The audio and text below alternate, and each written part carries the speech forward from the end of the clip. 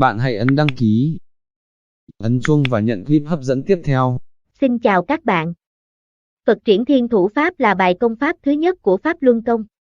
Phần cốt lõi bài động tác Phật Triển Thiên thủ pháp chính là căn và trùng, đã thông các chỗ năng lượng bị ứ tắc, điều động sự vận động mạnh mẽ của năng lượng bên trong thân thể và dưới da, tự động hấp thu một lượng lớn năng lượng trong vũ trụ, làm cho người tu luyện lập tức đạt đến trăm mạch đều thông.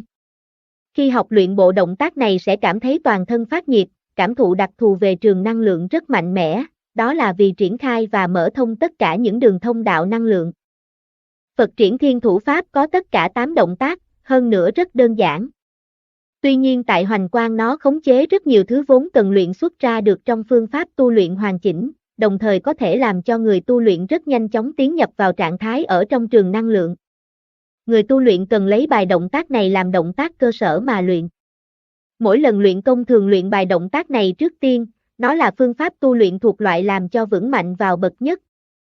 Khẩu quyết. Thân thần hợp nhất, động tĩnh tùy cơ. Đỉnh thiên độc tôn, thiên thủ Phật lập.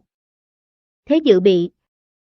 Hai chân dang rộng bằng vai, đứng thẳng tự nhiên, hai chân hơi cong một chút, chỗ gối và háng đặt ở trạng thái trùng, toàn thân buông lỏng, lỏng nhưng không oải. Hàm dưới hơi thu, lưỡi đặt hàm trên, hàm răng hơi hở một chút, môi miệng ngậm lại, hai mắt nhắm khẽ, nét mặt mang ý an hòa.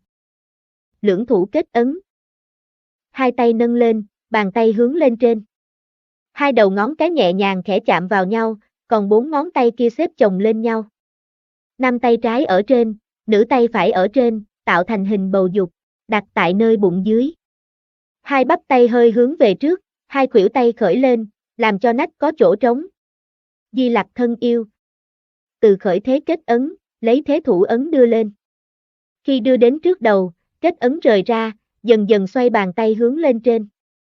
Khi tay đạt đến đỉnh đầu, lòng bàn tay hướng lên trên. 10 ngón tay chỉ vào nhau, đầu ngón tay cách nhau 20 đến 30 cm. Đồng thời khi ấy, hai chưởng căng nâng lên, đầu dựng thẳng lên, hai bàn chân giẫm xuống, toàn thân dùng lực căng ra. Căng ra ước chừng 2 đến 3 giây, rồi toàn thân lập tức buông lỏng, chỗ háng và đầu gối lập tức khôi phục lại trạng thái trùng. Như Lai quán đỉnh. Làm tiếp theo thế trên. Hai tay đồng thời xoay chuyển bàn tay 140 độ hướng ra phía ngoài thành hình cái phễu, duỗi thẳng cổ tay và rớt hạ bàn tay xuống. Hai bàn tay hạ rớt đến chỗ trước ngực, khoảng cách giữa tay và ngực không quá 10 cm. Tiếp tục chuyển động đến chỗ bụng dưới. Song thủ hợp thập. Đến chỗ bụng dưới thì chuyển tay sao cho hai mu bàn tay đối nhau, lập tức đưa tay lên hợp thập ngay trước ngực. Khi hợp thập, ngón tay tiếp sát ngón tay, chưởng căng tiếp sát chưởng căng, lòng bàn tay cách một khoảng không, cùi chỏ tách ra, hai cẳng tay tạo thành đường thẳng. Trừ khi hợp thập, kết ấn, thì tay đều là liên hoa chưởng, dưới đây cũng vậy. Chưởng chỉ càng khôn. Từ khởi thế hợp thập.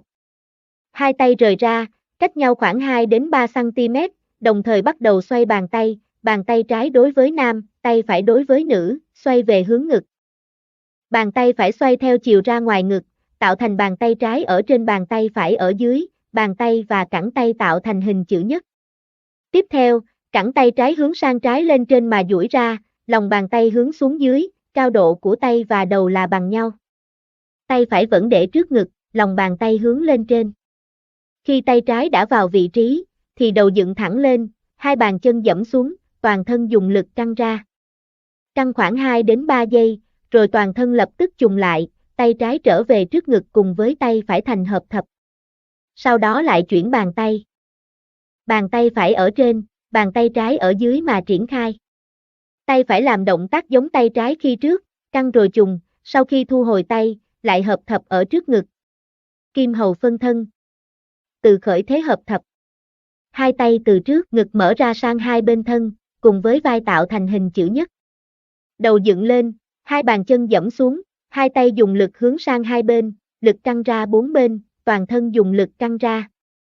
Căng khoảng 2 đến 3 giây, rồi toàn thân lập tức chùng lại, sau đó song thủ hợp thập. Song long hạ hải. Từ khởi thế hợp thập. Hai tay vừa tách ra vừa hạ xuống phía trước thân.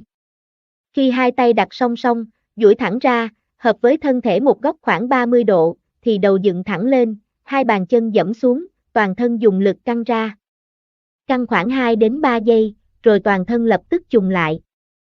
Hai tay thu lại, tay hợp thập trước ngực. Bồ Tát Phù Liên. Từ khởi thế hợp thập. Hai tay vừa tách ra, vừa hạ theo phương chết xuống hai bên thân. Khi tay đến bên thân, hai cánh tay duỗi thẳng, tạo với thân thể một góc 30 độ về bên trái và phải.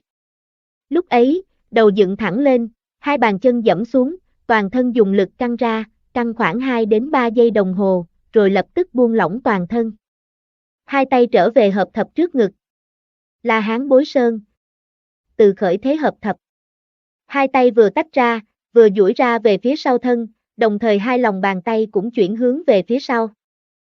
Khi hai tay đến chỗ bên thân, thì cổ tay dần dần cong lên, sau khi về phía sau thân, cổ tay thành góc 45 độ. Khi tay đã đến vị trí rồi, thì đầu dựng thẳng lên, hai bàn chân giẫm xuống, toàn thân dùng lực căng ra.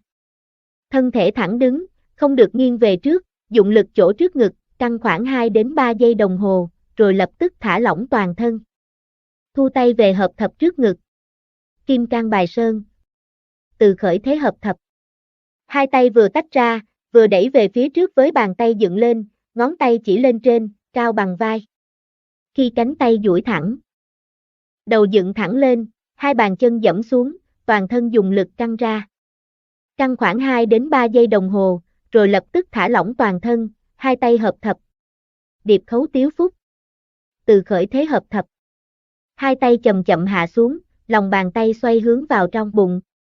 Khi đến chỗ bụng dưới, hai tay tạo thành trạng thái bắt chéo xếp chồng lên nhau. Nam tay trái ở trong, nữ tay phải ở trong. Khoảng cách giữa hai tay, giữa tay và bụng dưới ước khoảng 3 cm. Thời gian xếp tay bụng dưới ước chừng 40 đến 100 giây đồng hồ. Thu thế. Hai tay kết ấn.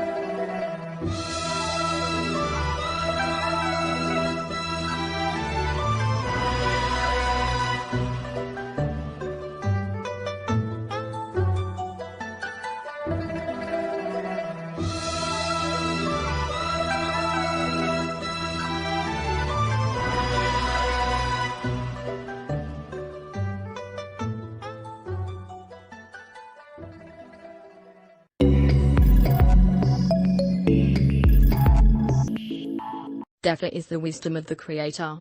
It is the bedrock of creation, what the heavens, earth, and universe are built upon. It encompasses all things, from the utmost minuscule to the vastest of the vast, while manifesting differently at each of the cosmic body's planes of existence. Out of the depths of the cosmic body, the tiniest of particles first appear, with layers upon layers of countless particles following, ranging in size from small to great, reaching all the way to the outer planes that humankind knows, those of atoms, molecules, planets, and galaxies, and beyond, to what is still larger. Particles of varying sizes make up lives of varying sizes as well as the worlds of varying sizes that permeate the cosmic body.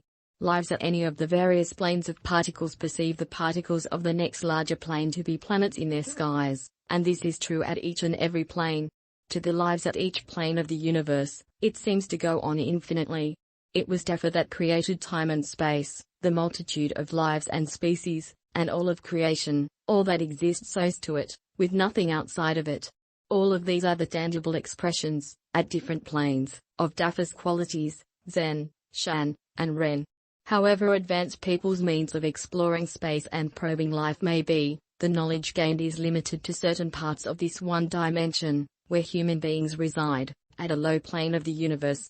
Other planets were explored before by humans during civilizations predating history.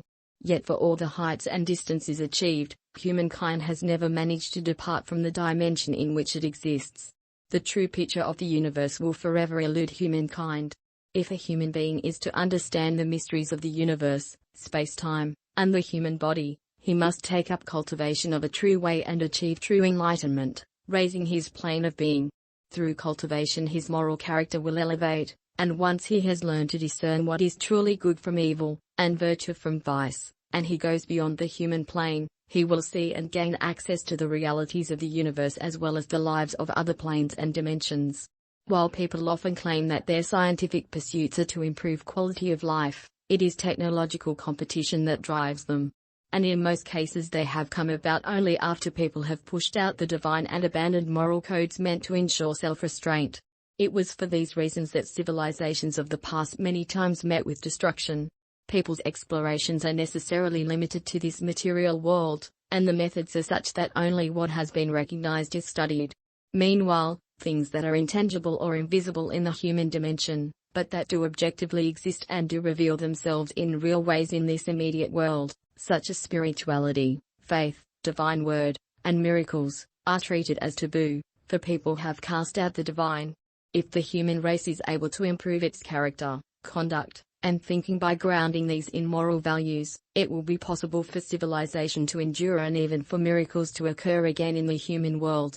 Many times in the past, cultures that were as divine as they were human have appeared in this world and helped people to arrive at a truer understanding of life and the universe. When people show the appropriate respect and reverence toward Dafa as it manifests here in this world, they, their race, or their nation will enjoy blessings or honor. It was Dafa, the great way of the universe, that created the cosmic body, the universe, life, and all of creation. Any life that turns away from Dafa is truly corrupt. Any person who can align with Dafa is truly a good person, and will be rewarded and blessed with health and happiness. And any cultivator who is able to become one with Dafa is an enlightened one, divine. Wealth with virtue, the ancients said, money is something external to this physical body. Everyone knows it, yet everyone pursues it. A young man seeks it to satisfy his desires, a young woman wants it for glamour and luxury, an elderly person goes after it to take care of himself in his old age, a learned person desires it for his reputation, a public official fulfills his duty for it, and so on. Thus, everybody pursues it. Some people even compete and fight for it, those who are aggressive take risks for it, hot-tempered people resort to violence for it, jealous people might die for it in anger. It is the duty of the ruler and officials to bring wealth to the populace, yet promotion of money worship is the worst policy one could adopt. Wealth without virtue, will harm all sentient beings, while wealth with virtue is what all people hope for. Therefore, one cannot be affluent without advocating virtue. Virtue is accumulated in past lives. Becoming a king, an official, wealthy, or nobility all come from virtue. No virtue, no gain. The loss of virtue means the loss of everything. Thus, those who seek power and wealth must first accumulate virtue. By suffering hardships and doing good deeds one can accumulate virtue among the masses. To achieve this, one must understand the principle of cause and effect. Knowing this can enable officials and the populace to exercise self-restraint, and prosperity and peace will thereby prevail under heaven. The principles of Falun Dafa can provide guidance for anyone's cultivation practice, including for one's religious beliefs. This is the principle of the universe, the true Fa that has never been taught. People in the past were not allowed to know this universe's principle, the Buddha Fa. It transcends all academic theories and moral principles of human society from ancient times to this day. What was taught by religions and what people experienced in the past were only superficialities and shallow phenomena. Its broad and immense, profound inner meaning can only manifest itself to, and be experienced and understood by, practitioners who are at different levels of true cultivation. Only then can one truly see what the Fa is. My truly cultivating disciples, what I have taught you is the Fa for cultivation of Buddha and Tao. Nonetheless, you pour out your grievances to me over the loss of your worldly interests, rather than feeling upset for being unable to let go of ordinary human attachments. Is this cultivation? Whether you can let go of ordinary human attachments is a fatal test on your way to becoming a truly extraordinary being. Every disciple who truly cultivates must pass it, for it is the dividing line between a cultivator and an everyday person. As a matter of fact, when you agonize over infringements upon your reputation, self-interest, and feelings among everyday people, it already indicates that you cannot let go of ordinary human attachments. You must remember this: cultivation itself is not painful, the key lies in your inability to let go of ordinary human attachments. Only when you are about to let go of your reputation, interests, and feelings will you feel pain. You fell here from a holy, pure, and incomparably splendid world because you had developed attachments at that level. After falling into a world that is, by comparison, most filthy, instead of cultivating yourself to go back in a hurry, you don't let go of those filthy things that you cling to in this filthy world, and you even agonize over the most trivial losses. Did you know that in order to save you the Buddha once begged for food among everyday people? Today, I once again make the door wide open, and teach this Dhamma to save you. I have never felt bitter for the numerous hardships I have suffered. Then what do you have that still can't be abandoned? Can you bring to heaven the things deep down inside that you cannot let go of? Be level-headed. I have told some practitioners that extreme thoughts are caused by thought karma, but many students now consider all their bad thoughts in everyday life to be thought karma. This is incorrect. What is there for you to cultivate if you no longer have any bad thoughts? If you are so pure, aren't you already a Buddha? That understanding is wrong. Only when your mind violently reflects filthy thoughts or curses teacher, Dhamma, other people, etc., and you cannot get rid of them or suppress them, is it thought karma. But there is also some weak thought karma, though it is different from regular thoughts or ideas. You must be clear about this. Cảm ơn các bạn để tâm theo dõi. Chúc các bạn có một cuộc sống vui, khỏe, hạnh phúc. Hãy like, share và comment phía dưới video này để nhận được những thông tin mới cập nhật.